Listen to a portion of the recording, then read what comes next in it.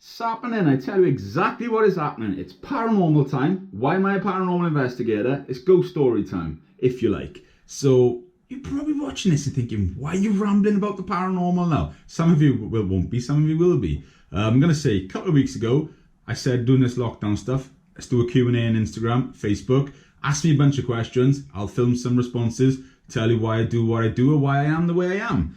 So one of the biggest things were, well, three of the biggest things were the toy dealer life, urban exploration, and also the paranormal. So I said I was going to film videos individually for those. So use your individual paranormal video. So I've been mad into the paranormal my whole life. Before we get into that though, look in the description below. You'll see a link for Portal Paranormal. Go there and subscribe to that channel, pretty please. Simply because that's my channel with my, well, that's my group, it's my good friends. That's my life, you know, I'm big into the paranormal, which we will get into, but we're going to do one of these videos for Portal Paranormal, like, you know, our ghost stories, our paranormal stories. So it wouldn't be fair to me to come here now and say absolutely everything, because it's not fair on the guys. So I'm going to split it, give you a bunch of great information, and also save some information for the Portal Paranormal. So you're just going to have to wait a little bit and watch on there also. But there we go. I've been sensitive my whole life. I know I'm sensitive. I've been told I'm sensitive by various mediums, etc. And yeah, it goes back right a long time for me. Back when I was about 5 or 6 is when I had my first experience. You know, like when you were unwell when you were a kid, if you can remember back, some of you. I'm not calling you old either. But when I was unwell, I always used to like either sleep in with my mum or with my dad, and they would sleep in my bedroom or vice versa. And I can remember, I grew up in this big old Victorian house. The house went back to the 1800s. Hated it. Not hate the house, but the vibe in there, it was always horrible. And yeah, I know you can say you're a kid, you know, don't go upstairs on your own, because a lot of kids are like that. But that house, everybody said so. And I learned many years later, when I got to like a bit more of a sensible age, I wasn't scared of stuff. My parents told me so many stories about it, and I'm just like, whoa. So let me just tell you about this one story. I can remember, so I was born in 91, so it's going to be mid-90s. Unwell, middle of the night, they had this bedroom that's stepped down into it, straight opposite the landing. And I can remember, like, just for whatever reason, looking up, and there was a guy standing there. Just as you can see me now, I could see him standing there. And I'm just like, shit myself, right? That's exactly what I did. Blankets over my head, you know, didn't want to look. I looked a bit later, he was gone. And it's funny now you think back on it, 'cause it could have been just someone burgling the house or something, but you know, that guy was there in the morning, chatted to my dad, and I was like, Dad, you know, seen someone last night. And he's like, look, he said, we know there's stuff going on here. He said, we'll leave it at that sort of thing. Let's phone on to a couple of weeks later. I was visiting my mum's uncle. Again, old house, terraced house, bathroom was upstairs. Walking up the stairs then, he had all these old pictures on the wall. The guy I had seen standing there, you know, his features, everything, his glasses, moustache, everything. Guy was on the picture. And for me as a kid, I'm just like, what? So, you know, call my mum, she came running over to it. Look, she's like, that's my grandfather. So my grandfather was standing there at the top of the stairs, and I seen him standing there. So I see that more as like a guardian angel sort of vibe, you know, not a negative vibe, you know, as a sort of like protector, he's standing there. But to me, as a kid, it's just like, whoa. And this house, so much stuff used to happen in there. Used to stink of petrol sometimes. Years later, we found out that the previous owner of it used to sell petrol from there. As you do, selling petrol from the house. But there we go, that's what he did. Loads of stuff had happened. My mum told me about a story. One day she'd hear loads of banging upstairs. She'd run upstairs to come and shout at me. I was fast asleep, and then she seen a little boy, clear as day, jumping up and down on their bed, which is a bit like unbelievable. But so many things happened there. Literally, I'm going to save more of that for Portal. Let's get into a bit more of this. So, as again, sensitive my whole life. I've seen stuff, I've felt stuff. And stuff at the time would seem a bit like gibberish, or it wouldn't make sense to me until you actually like talk to someone about it, and they're like, Joe, oh right, this, or Joe, that. And then it'd come together, and they're like, how the hell are you getting this? I'm just like, it just literally pops into my head. And over recent years, since I've been investigating the paranormal, stuff has come towards me, and stuff I've thought about or felt and experienced, like, you know, experience. And it seems to be as well, when we go places, I'm the only one that gets pushed or I get hurt. And you know, you can believe me, don't believe me, it doesn't really matter to me, but I'm one of these, I go out to sort of like disprove something. And then when stuff like that happens, it's crazy. I've been marked in many locations around the UK. One of the most memorable one for me is at the Spirit House in Evesham. Sadly no longer with us, Sue and Mike, shout out. They used to like, Sue and Mike, if you don't know them, they're sort of like a couple that goes around the places. If you've got a problem with stuff happening, they will go, see if there's any spirits there. They will take them away and let them live at their place. That's basically what Spiritus was, right? So we were all visual now in the one room, holding each other's hands. There's a camera on us as well. Literally, I said, I can't remember, I had Lee's hand in one side, Alan's hand in the other side. All of a sudden, I could feel myself going dizzy, and a bit like, you know, bit like really out of it, like I've drunk a lot of beer, crazy. And all of a sudden then, next thing, massive sharp pain on my arm, like someone really, really sharp pushing on it.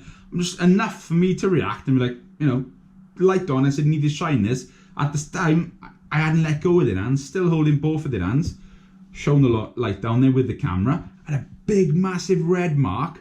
And Alan said to me, that's Colin. I said, Colin? Colin died of a heroin overdose and now lives there. Of course, he was putting his feelings onto me, which was, you know, it's crazy. And gone from places, sometimes I can't quite get the exact thing 100% correct, but I'm almost there, if that makes sense. Like in the ancient Ramin, I like to go to places without knowing much history about them. I'd rather go and experience it and see what we can get. And up in the attic there, so again with Alan, shout out Alan, I could picture just like a monkey swinging from this beam around.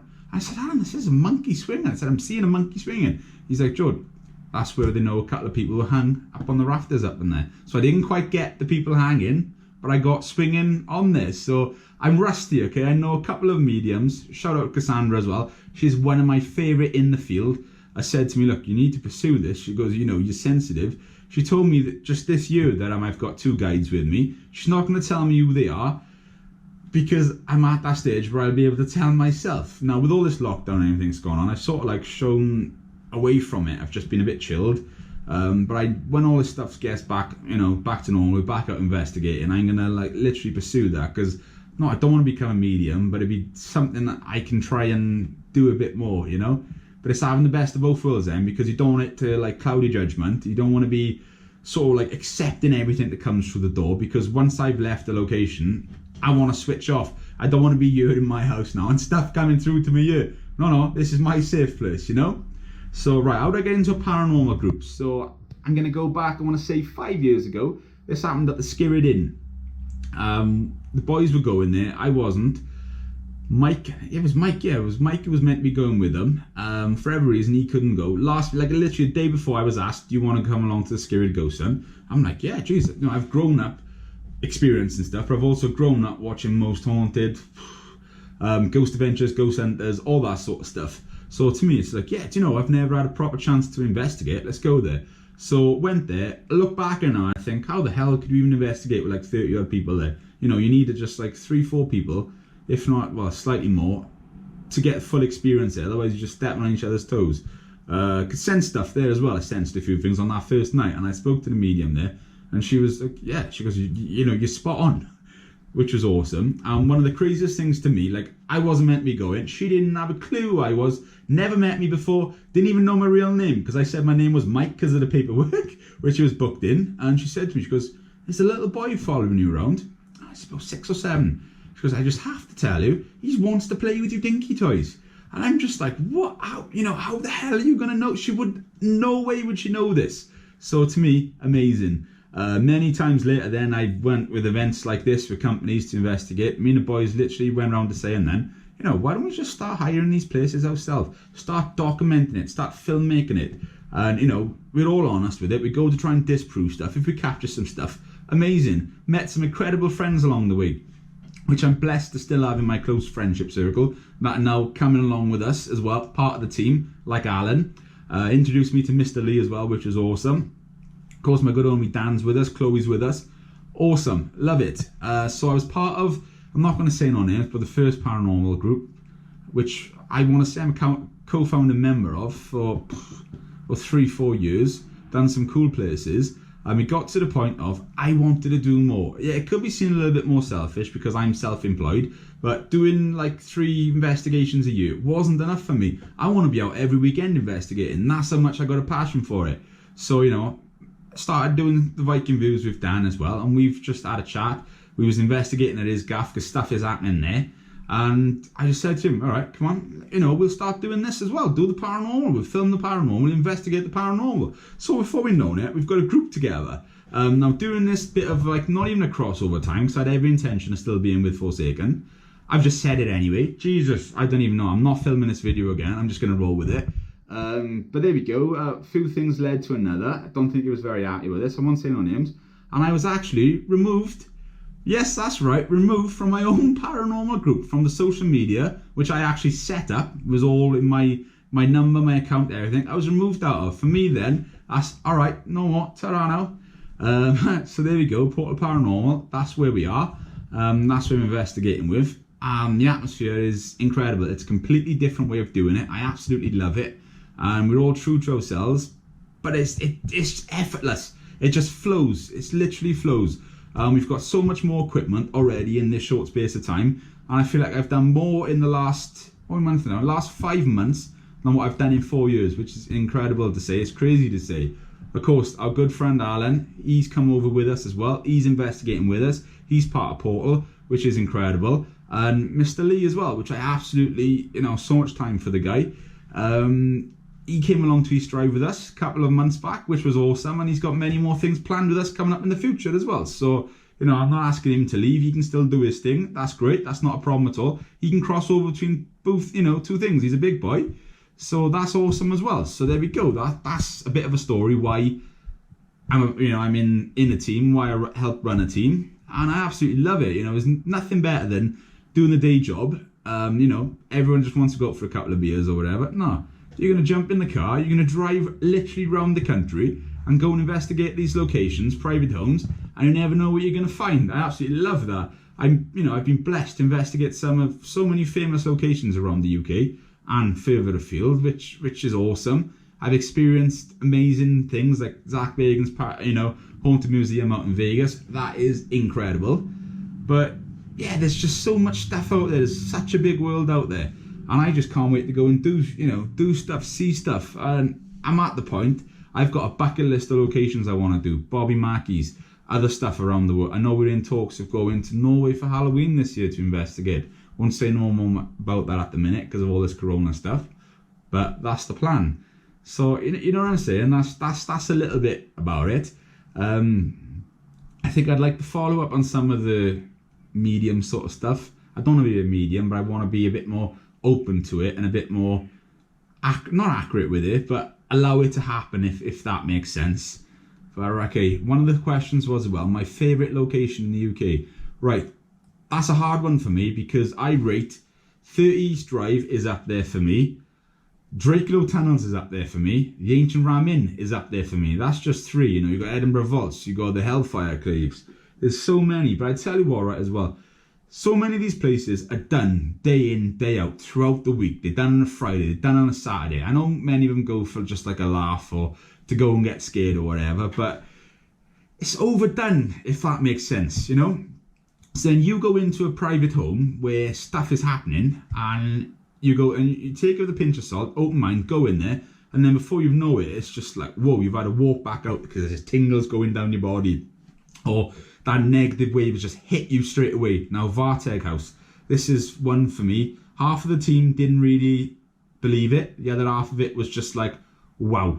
To the point of the couple that was renting it moved in on the Sunday. On the Monday, literally the next day, you're out of there because so much stuff was happening.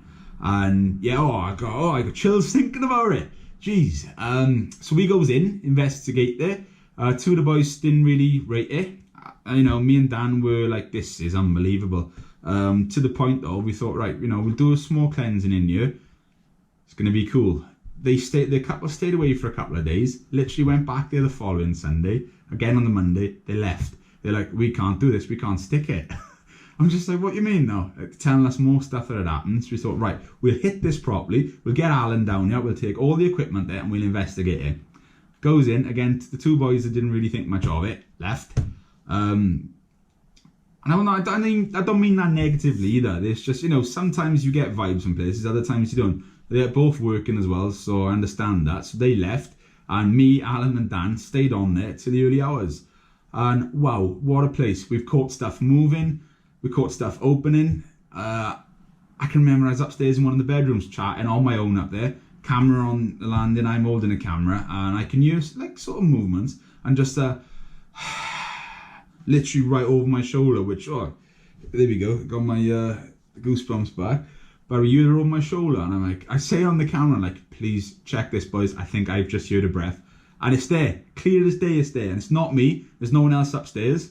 But that stuff, yeah, it was bonkers. In the end, that couple moved out of the house, and I don't actually know what happened to the house. I don't know if anyone's living there now or whatever, but there was so much negative stuff coming through, like wanting to throw Dan down the stairs and stuff, which was bonkers. So that place, I rate that so highly as well. And you asked me about future plans. Yeah, future plans. Every location you can think of, we're going to do. And you might just think, what do you mean? I'm like, yeah, we're going to do it. At the moment, we're funding it from our own pocket. And I'll be honest with you, venues are expensive. Like the Hellfire Caves, East Wickham, is about £500-600 to hire for the night. Now, for a small paranormal team like us, that comes out of our own pocket. You know, we have to save the pennies, book it ourselves. But I'm going to hope it gets to the point where the YouTube, you know, makes a little bit of money, Portal Paranormal, that page, you know, and it can just go towards then hiring these locations, which in turn can then get you more videos. Because there's so much to do. You know, we've got full CCTV systems. Me and Dan have spent a lot of money on. I know Alan's got thousands of pounds worth of equipment, but I know just from me and Dan's aspect in the last 6 months, you know, we've got thousands of pounds worth of stuff we've spent out of our own pockets. But there we go. So it's a little bit of a ramble. I don't know how much of this is very much useful information. I tell you, it's funny when you film these videos, because before you start, you have all this in your head about what you're going to say, what you're not going to say. You start to sit down, you start talking, and you forget most of it. I'll be honest with you. You forget most of it. And then when you watch it back, it's like, why have I said that? Why haven't I said that? But as I said, this one is a little bit more of a tricky one for me, because I didn't want to oversay, but I didn't want to undersay, because I wanted to make it worthwhile for you guys. But Portal Paranormal is the main thing here, so I feel like this needs to happen on the channel where I can tell you everything about it and experiences, what's happened to me, you know, family members coming through, stuff happening in my own house. And yeah, my parents are sensitive as well. They see things, stuff happens to them. And I need to tell you as well about the experience about me bringing home an entity from East Drive the very first time in 2017, which ended up with me having to have a cleansing. And that was the most craziest 2 weeks of my life. I've never known, experienced, or felt nothing like it. So yeah, there we go. That's one to watch. Literally, you need to. I can't even. Yeah, see, I get muddled every time I think about it. Basically, long and short of it is, I'll summarize it for you if you end this video. I brought something home with me, affected me. I couldn't stop seeing it with my eyes closed, my eyes open, feeling it, smelling it. It was affecting me, like trying to bring my mood down, depressed, and that's not me whatsoever. Long and short of it was, our good friend Cassie, I absolutely adore the woman. She was doing she was doing an event, and she wasn't meant to be there because the other host broke her foot. So she's there last minute. I goes in, last person in. She comes bolting over to me, tells me I'm not alone. Everything I've been seeing, feeling, experiencing, she tells me down to a T. Sends the guests off. I have a cleansing done, and I'll let you know more about that at the time. So there we go. That's another one of these videos. I hope everyone's doing good. Again, apologies if I chatted on a little bit in that, but again, I had a bit watch what I could say, I couldn't say, because I want to leave it for that. So that's enough of that. If you haven't already, go down, Portal Paranormal, subscribe to that channel. Do it now before you forget. Right, peace and love, stay safe, appreciating you all, and yeah, take it easy, guys.